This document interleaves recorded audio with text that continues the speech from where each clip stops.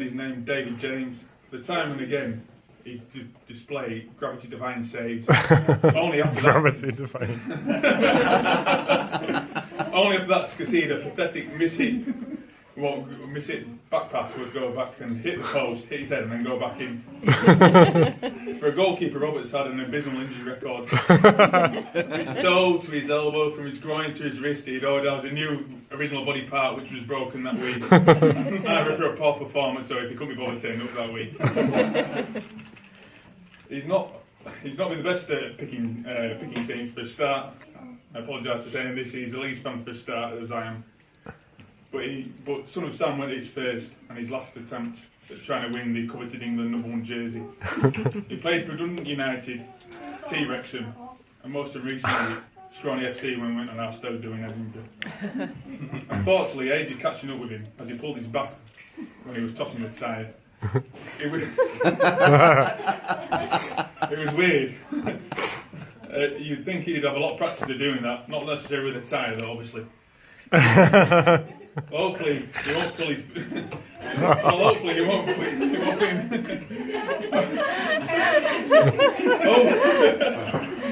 hopefully he won't put himself in a position tonight when he won't pull his back. He won't put his back in tonight, he'll just pull his groin. Well, just on the subject of Edinburgh, what a stag do, eh? What a stag do. I wish I could say more, but I can't remember what happened most of the time. But we did learn two things that weekend. One, Roberts loves being dressed up as giant inflatable Scotsman. Sabotage the outfit. And two, he's got a new favourite tipple. Not Tennant, although they drank a lot of that. Roberts is thirsty for pickle juice and vodka. He loves it. We went to a bar and we tried to get the barman to get some of the most funky, the weirdest, awful kind of shots he could find. And the barman came back with that amongst others, but that was Roberts' favourite. Now, Roberts, we've got a special reunion for you here today, straight from Edinburgh. The barman couldn't be here, he's working unfortunately, but, like I say, from us to you, genuine pickle juice and vodka. Whenever you're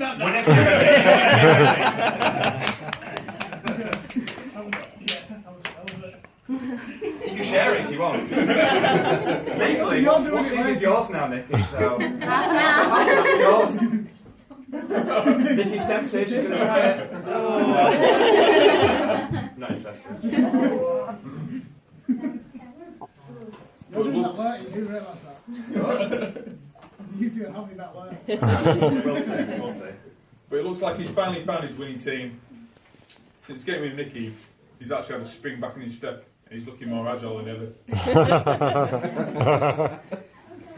Better than when he was saving penalties and conceding back passes back in the day. It looks better than the formidable even combination we had up front in the old Son of Sam days with Hamill and Hutchinson in 2003 for Son of Sam. And he makes me more than happy to say that.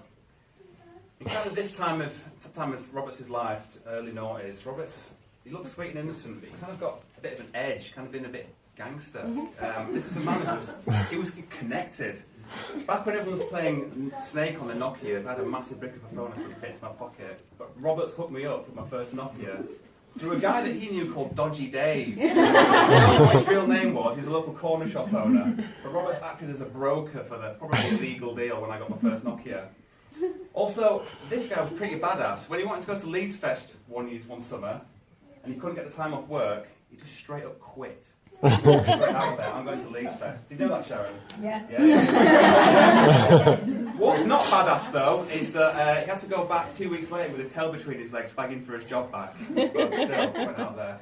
But at this time, we planned our lives, we're going to Leeds Fest together, and we upgraded that experience to go to Glastonbury in 2007. Now, when you guys think of Glastonbury, you probably think of bad smells, terrible toilets, weird people, questionable music. But we could have sent Robertsons for that. For us, Glastonbury had this kind of magical lore, and we knew quite early on it was going to be like a spiritual home for us. Like I say, first year we went, 2007, picked a great year to go, rained every single day, it's absolutely terrible. Fast forward to 2010, and it was absolutely opposite. It was beautiful, red hot sun. It became almost like dry and dusty. It was almost unbearable in a separate way, but it was nice.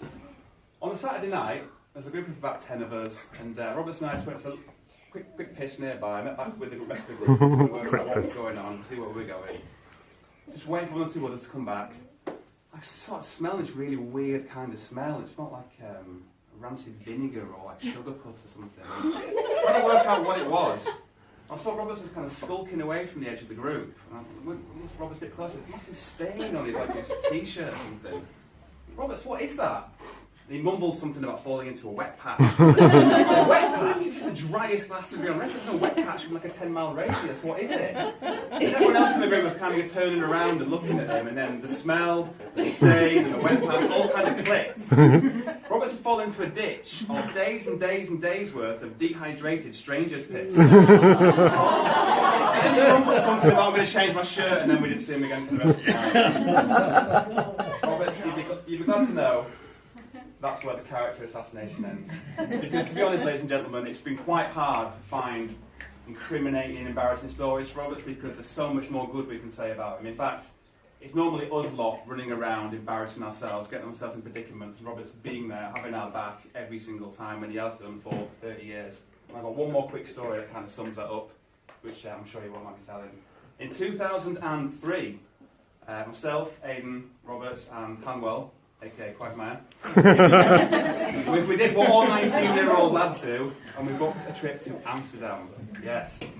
So me and Hanwell booked the flights, and then about a day or two later, Aidan Roberts booked theirs, absolutely sorted. Got to the airport, and Aidan Roberts checked in absolutely fine. Me and Hanwell go in there. Bit of a murmur behind the desk because it took to give our passports and stuff. You missed your flights, guys. Missed our flights. Why? What time were they? Yesterday. Yesterday?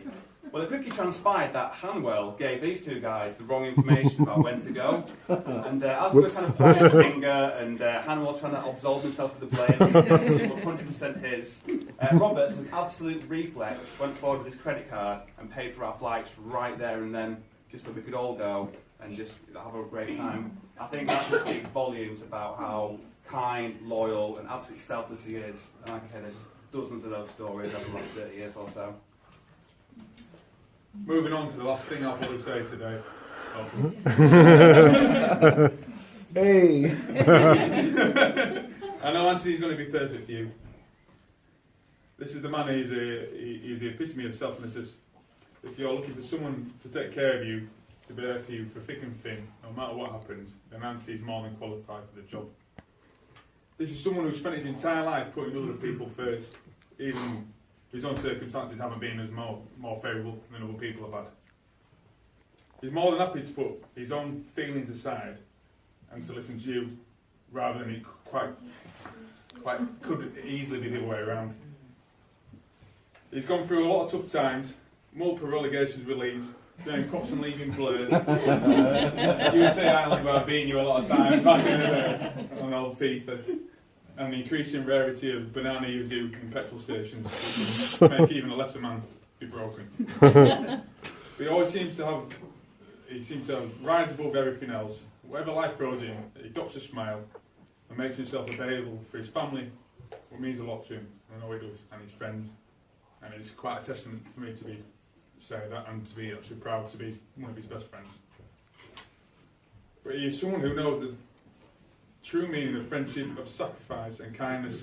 He's someone who is a real zest and energy and a joy for simple pleasures in life and prepared to go out of the way to ensure everyone else experiences the same things with him. Thank you.